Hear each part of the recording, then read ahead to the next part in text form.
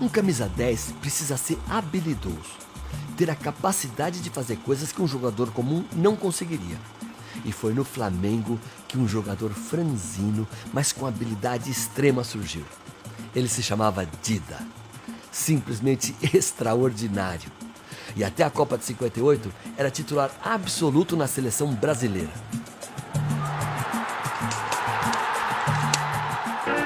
As imagens utilizadas neste filme são parte do acervo do Canal 100. Elas foram restauradas e digitalizadas com o patrocínio da Petrobras.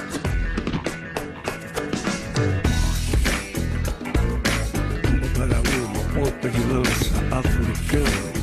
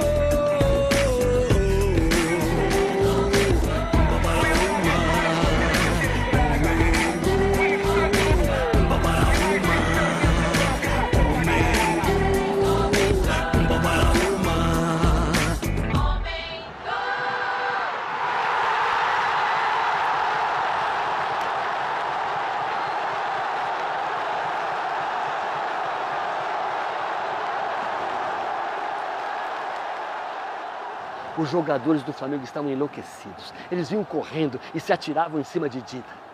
Só no final que se viu aquele corpo no chão. Era Dida. Parecia uma coisa, parecia um corpo sem vida. Dida.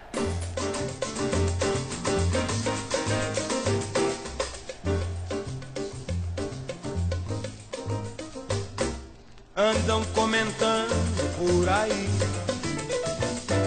coisas que eu não quis. Eu já jogava no Flamengo quando o Dida chegou. Ele veio do Nordeste, contratado pelo Flamengo. O Flamengo fez um tratamento muito sério no Dida, que ele tinha alguns problemas. E ele se juntou ao grupo que antigamente tinha os aspirantes. Era o profissional e os aspirantes.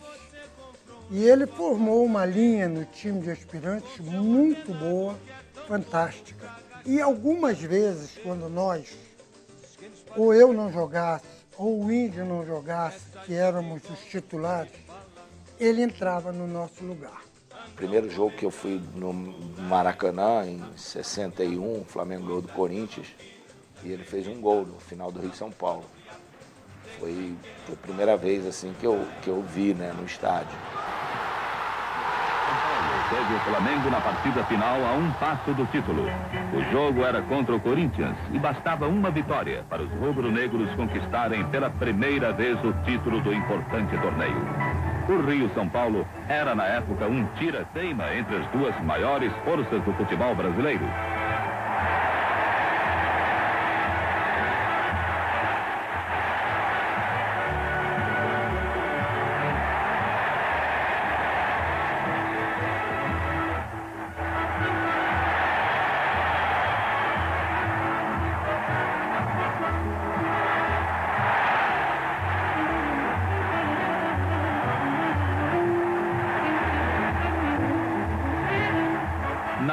Da decisão, a moçada do clube mais querido tremeu.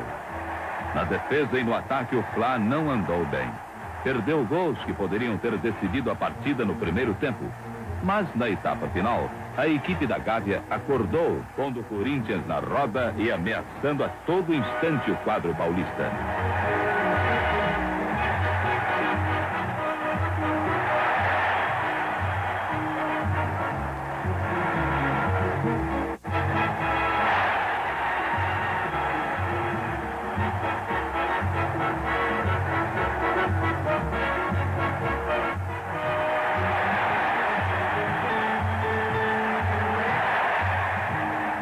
Atenção para o primeiro gol do Flamengo.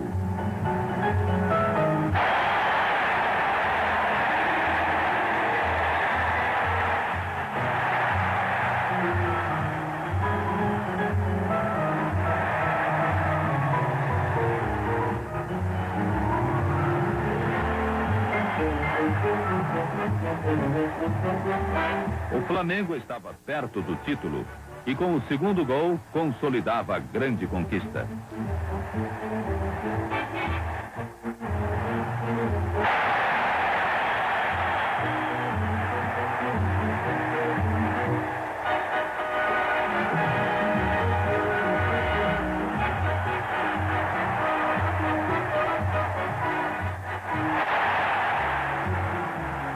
O Flamengo era o campeão do Rio-São Paulo pela primeira vez na história desse torneio.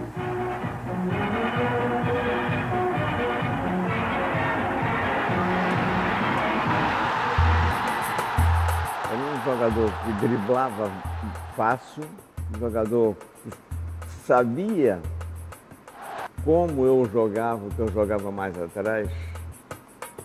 Ele abria pela ponta esquerda, me dando a opção. Isso foi fundamental na minha vida. Com o Dida, foi o primeiro 10 que eu joguei. A vida é cheia de surpresas, mas as histórias se repetem. Quando o Dida começou sua carreira, foi substituindo o grande Evaristo de Macedo, que sofria com as contusões na época. A mesma situação aconteceu com Pelé. Foi em uma contusão de Dida que Pelé teve a oportunidade de vestir a 10 na seleção brasileira. As lesões sempre foram presentes na vida do franzino Dida, mas mesmo assim, ele foi o maior artilheiro do Flamengo até a era Zico, marcando 264 gols em 358 jogos entre 54 e 63. E até hoje, é o segundo maior artilheiro da história do clube.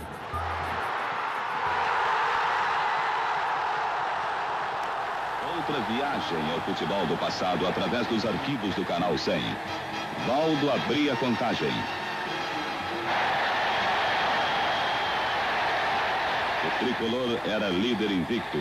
A moçada da Gávea, Dida, Rubens, Moacir, Carlinhos e outros cobras da época tinha futebol para tirar o adversário de sua posição invejável. E a reação do Mengo veio logo.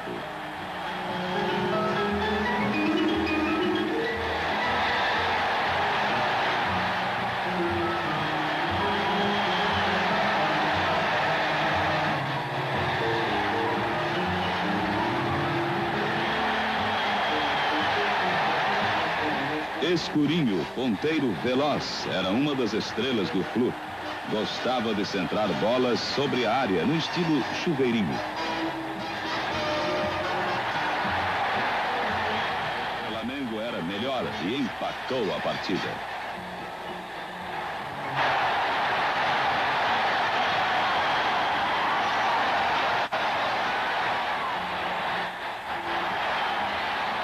Nos 45 minutos finais, os tricolores tentariam, pelo menos, garantir o score e a invencibilidade, sentindo que o adversário era superior e queria a vitória a qualquer preço.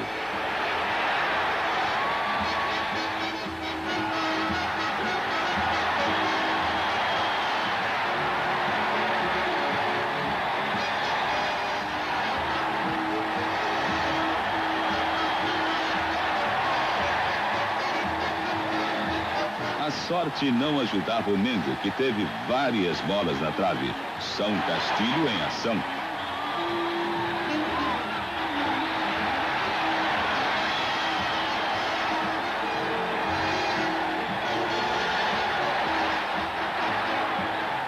Mais uma vez a bola encontraria o jogador número 12 do Fluminense.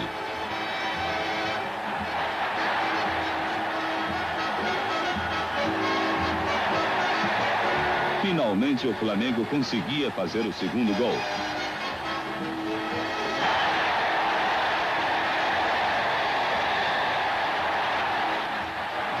O lance visto de baixo mostra que a bola teve o endereço certo.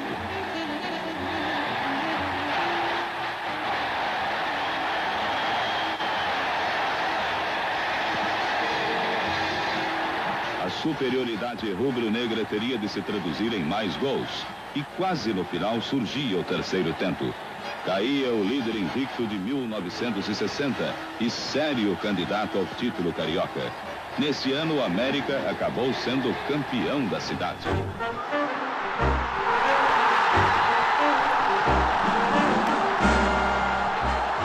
jogos do Dida. O Dida depois jogou os últimos jogos dele, né, de pelada. Ele tinha um campeonato no aterro do Flamengo que tinha um time chamado Surpresa, que eram os ex-jogadores antigos do Flamengo.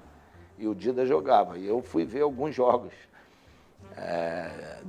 deles lá, só para vê-lo. E era uma relação assim, né, até que teve uma matéria para ser feita, uma entrevista. Eu não lembro com quem, que foi a primeira vez que eu tive assim, mais contato com ele mesmo. E você sabe que a última entrevista que ele deu foi para mim. Tinha um programa numa rádio, a Rádio Manchete lá no Rio, que era uma rádio do Flamengo. Só podia falar de Flamengo. Inclusive, se o cara transmitisse o jogo, ele tinha que dizer, ó, sofremos um gol, o gol foi nosso. Tinha que ser dessa forma. E eu tinha um quadro que eu levava personalidades da história do Flamengo, de futebol, do vôlei, basquete, do remo. E eu levei o Dida, né, lá, e foi muito bacana. Foi a última entrevista que ele deu. E aí depois ele teve um problema, um aneurisma, e acabou falecendo. O Dida teve uma importância fundamental no nosso interesse em jogar futebol. O maior incentivador que nós tivemos, obviamente, foi o seu Antunes. O Antunes teve 3 coisas que ele mais gostou na vida, né? A primeira delas, as mulheres, principalmente Dona Matilde. A segunda, o futebol, o Flamengo. E a terceira, as bebidinhas, bagaceirinha, né? Meu pai adorava. E como torcedor fanático do Flamengo, fazia de tudo para que a gente também alimentasse a ideia de ter o Flamengo no sangue. E a primeira delas foi que o primeiro jogador que nós reparamos assim, que se enquadrava dentro desse simbolismo do Flamengo, foi o Dida. Pela maneira dele jogar, pela simplicidade dele jogar, pelos gols que ele marcava. Um jogador rápido, inteligente, bom chutador, entende? Não era um jogador de choque, mas era um jogador que realmente preocupava muito os adversários. Eu pelo menos, pessoalmente, eu até gostava de jogar com ele, às vezes a gente treinava e tal, entende? Achava ele muito habilidoso.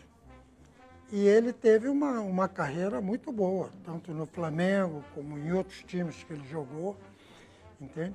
Eu acho que ele foi um dos grandes jogadores da história do futebol do Flamengo. A visão de jogo dele. Ele era titular da seleção de 58. Então, pela capacidade dele, né, de improvisar uma jogada, né, ele improvisava. E de uma jogada difícil, ela se tornava fácil. É talento, puro talento. Dida jogou 8 vezes pela seleção brasileira, todas com a camisa 10. Marcou 5 gols. Aqui no Pacaembu, ele jogou apenas uma vez com a camisa da seleção brasileira. Eu me lembro bem, foi maio de 58, Taça Oswaldo Cruz. Um jogo contra o Paraguai e um empate de 0-0.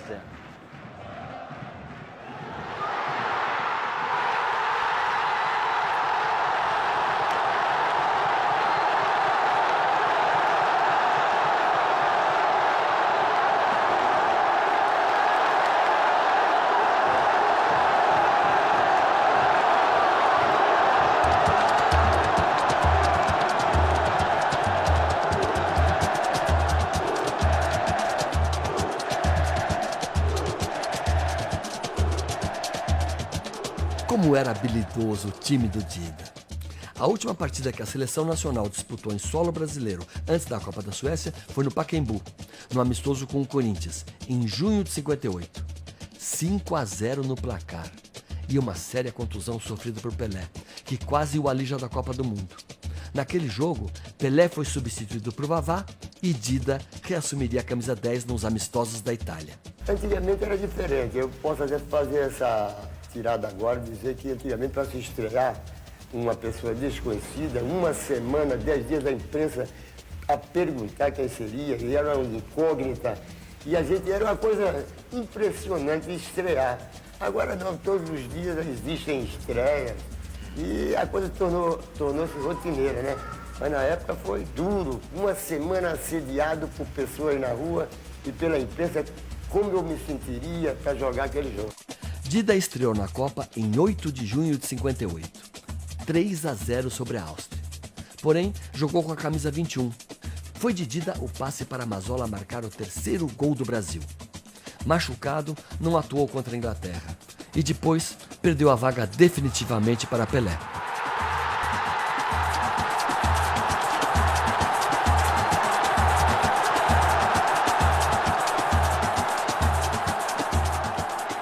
A situação do Dida não foi... a saída dele não foi por causa do Pelé. Eu tive mais tempo dentro do Flamengo, né, jogando com ele, e depois indo para a seleção. Foi quando houve a substituição. Eu não sei te dizer a causa que ele saiu da seleção, não sei por quê.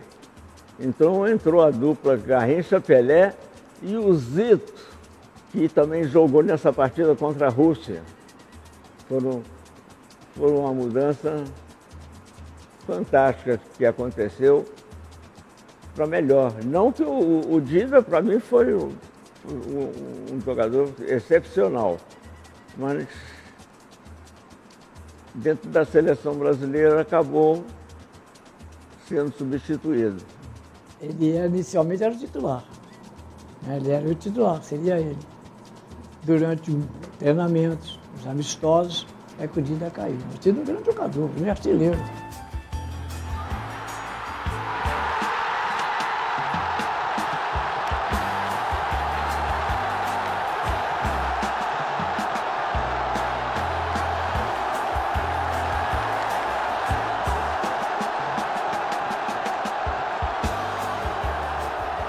Eu já estive muitas vezes aqui. Está diferente, está mais moderno, parece até que tem mais espaço. Mas eu lembro direitinho. Bons momentos. Dava até para sentir o peso da câmera. E tinha que tomar cuidado, porque tinha uns caras que estragavam o plano e a gente queimava filme à toa. O carioca Niemeyer não gostava de desperdício. Tinha que ser habilidoso na hora de filmar.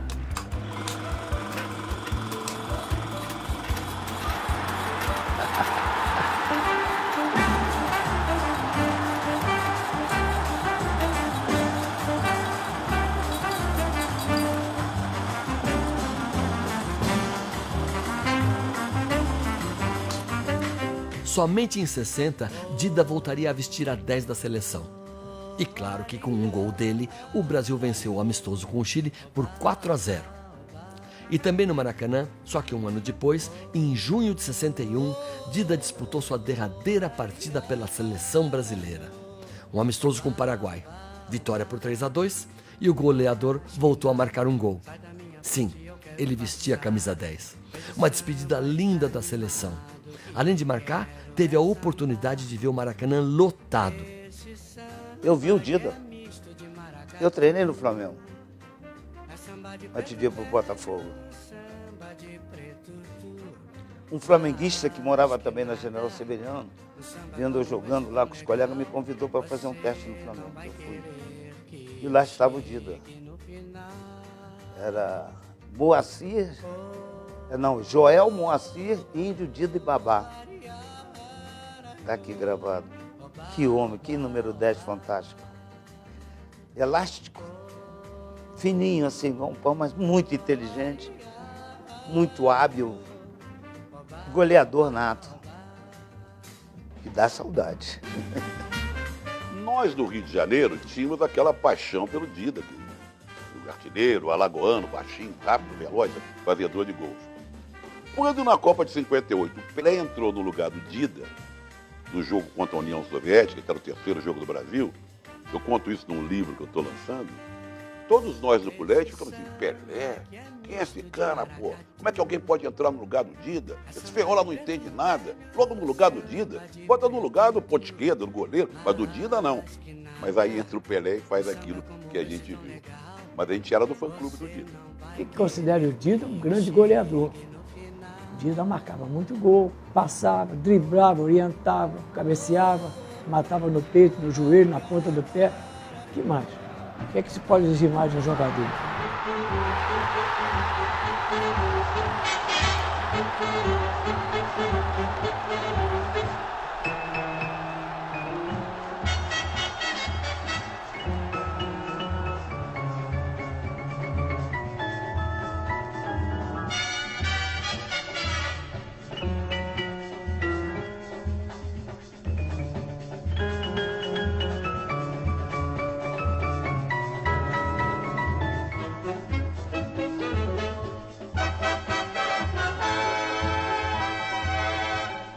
E ele formou uma linha no time de aspirantes muito boa, fantástica. O primeiro jogo que eu fui no Maracanã, em 61, o Flamengo ganhou do Corinthians, e ele fez um gol no final do Rio de São Paulo. Foi a primeira vez assim que eu vi, né, no estádio. O Dida, para mim, foi um jogador excepcional, mas dentro da seleção brasileira acabou sendo substituído. Durante treinamentos, os amistosos, é que o Dida caiu. O Dida é um grande jogador, um grande artilheiro. Que homem, que número 10 fantástico. Elástico, fininho assim, igual um pão, mas muito inteligente, muito hábil, goleador nato. E dá saudade.